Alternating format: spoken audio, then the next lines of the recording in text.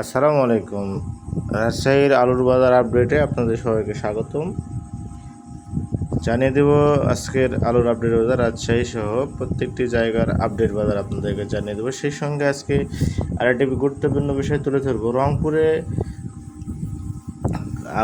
Cold স্টোরের অতিরিক্ত ভাড়া আদায়ের লক্ষ্যে যে মানববন্ধন করা হয়েছে তার পরবর্তী আপডেট কি হলো, সেখানে যে অনশন কর্মসূচি ছিল সেই অনশন কর্মসূচিতে পরবর্তীতে কি আপডেট দেওয়া হয়েছে, সেখানকার অনশন তুলে নেওয়া হলো কিনা, কি অবস্থা, পুরো বিষয়টি নিয়ে থাকছে যে আজকের আমাদের এই ভিডিওতে পুরো বিষয়টি আপনাদেরকে তুলে ধরবো।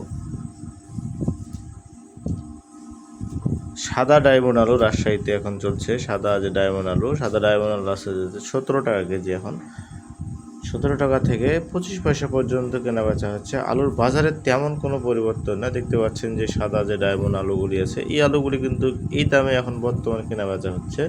এটা রাজশাহীর বাজার। লাল যে স্টিক আলু আছে, লাল স্টিক আলু 16 টাকা 50 পয়সা থেকে 16 টাকা 75 পয়সা পর্যন্ত সর্বোচ্চ বাজারে কেনা বেচা হচ্ছে। এইটা ছিল বর্তমান রাজশাহীর আলুর আপডেট বাজার।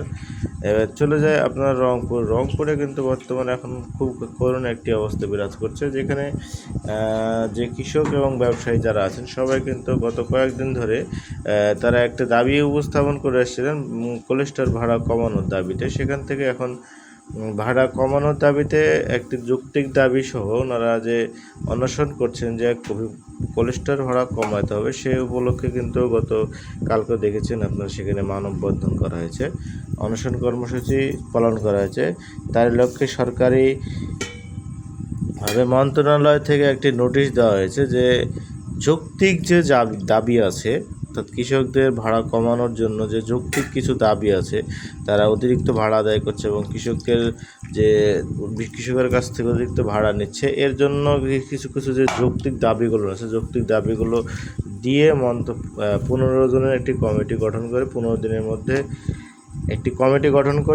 দিনের মধ্যে আগামী 15 দিন কর্মদিবসের মধ্যে এটিকে মন্ত্রণালয়ে পাঠানোর নির্দেশ দেওয়া হয়েছে। আশা করা যায় যে খুব দ্রুতই হয়তো মন্ত্রণালয়ে এটি পৌঁছে যাবে এবং এখান থেকে ভালো একটি ফিডব্যাক পাওয়া যাবে বলে আশা করা যাচ্ছে। এবং যদি পাওয়া যায় তাহলে কিন্তু সুন্দর একটি আলুর যে ভাড়া, সে ভাড়া কিন্তু নির্ধারণ হবে বলে আশা করা যাচ্ছে। তো পরবর্তীতে কত টাকা ভাড়া হবে হাতে পাওয়া মাত্র আমরা কিন্তু আপনাদেরকে জানিয়ে দেবো ইনশাআল্লাহ।